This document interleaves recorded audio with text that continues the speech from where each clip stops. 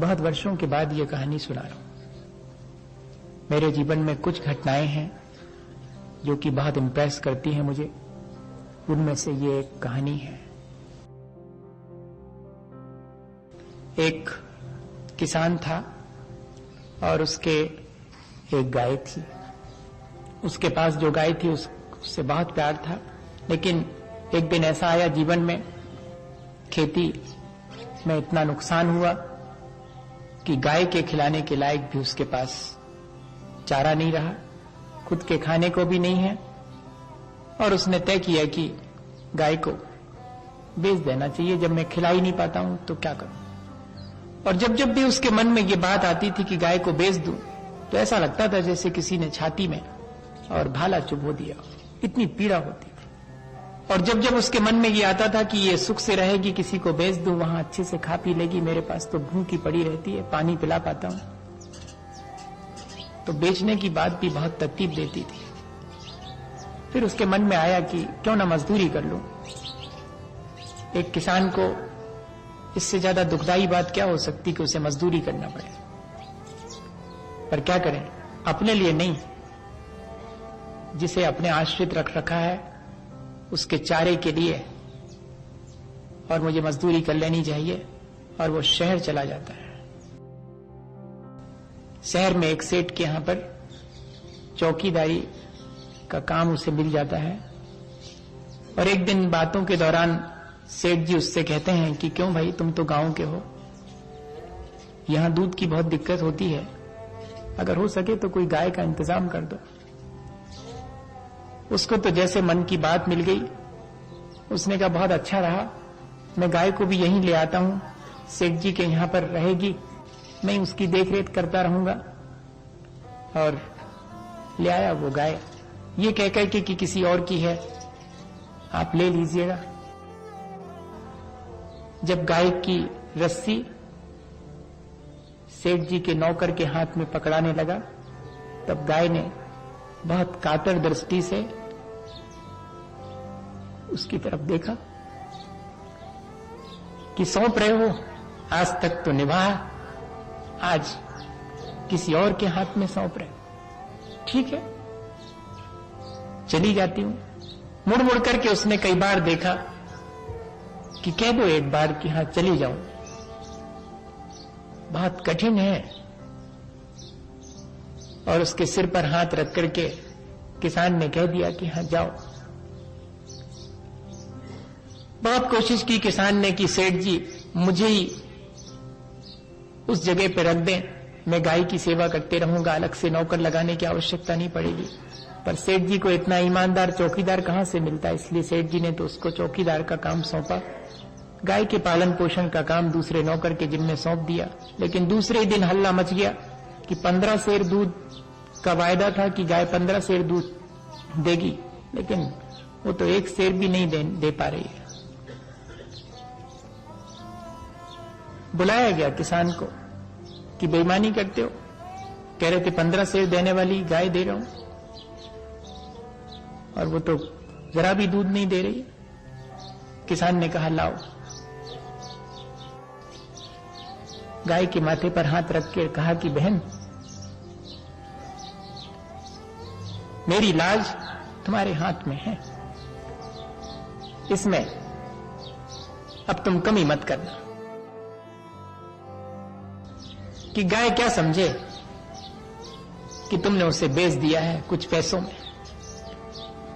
वो तो सिर्फ प्रेम की भाषा जानती है, उसकी चेतना अभी इतनी विकृत नहीं हुई है कि वो रुपयों की खरीद फरोख्त को समझ सके। हम सब की चेतना तो रुपयों की खरीद फरोख्त से इतनी मलिन हो गई कि हम तो व्यक्ति को भी दांव पर लगा सकते हैं अपने रुपयों के लिए।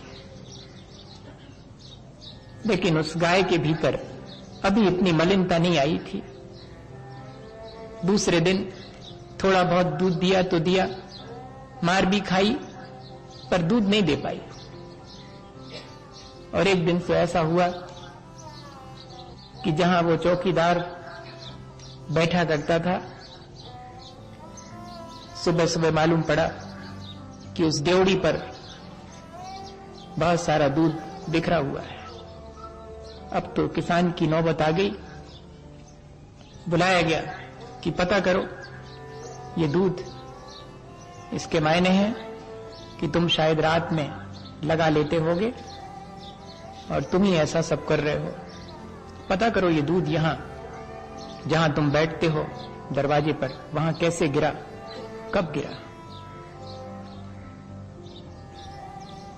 अब किसान क्या करे, सारे दिन बहुत बेचैन रहा। गाय के पास भी जाने का मन नहीं हुआ, किससे क्या कहे। और रात चुपचाप लेटा हुआ सोच में था कि क्या जवाब दूंगा कल सुबह सेठ जी को।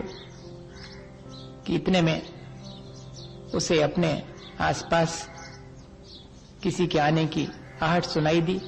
देखा तो गले की रस्सी तुड़ा करके गाय आकर के पास में खड़ी थी। उठ के खड़ा हो गया। मनुष्य की भाषा नहीं समझता, लेकिन पशु मनुष्य की भाषा समझता है। असल में भाषा तो प्रेम की सबके समझ में आती है, बाकी भाषाएं तो सब पीछे छूट जाती हैं।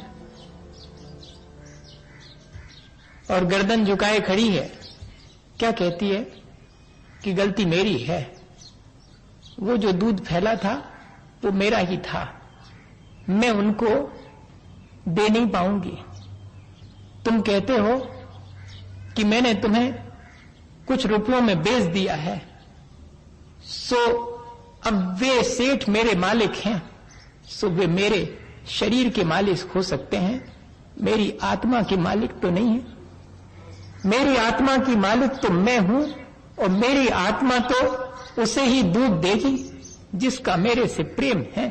तुम्हारा प्रेम है, इसलिए तुम जितना चाहोगे तुम्हें दूध दूंगी। मेरे शरीर को बेच करके तुम मेरी चेतना को नहीं बेच पाओगे।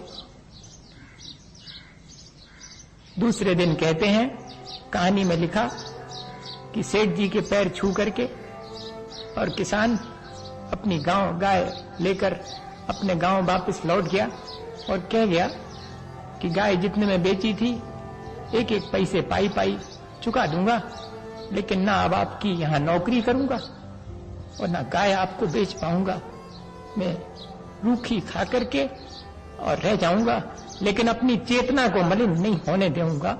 मेरी चेतना उतनी ही परिष्कृत बनी रहे। मैं वापस लौटता हूं अपनी संस्कृति में।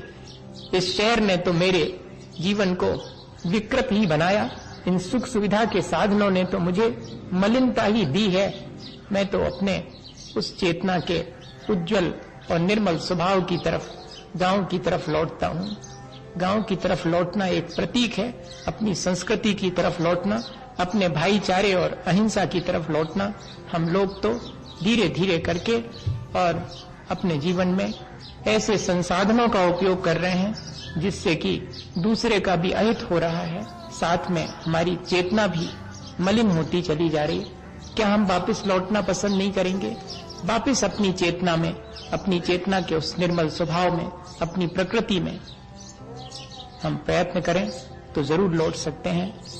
मैं यही भावना भाता हूं कि भगवान हम सबको ऐसी सद्बुद्धि दें कि हम ऐसा कुछ करें जिससे चेतना परिष्कृत हो। हम आडंबर और कृत्रिमता से बच करके अपनी आस्था और अहिंसा की संस्कृति को, जो कि हमारे चेतना को परिष्कृत करती है, उसे अपना सकें।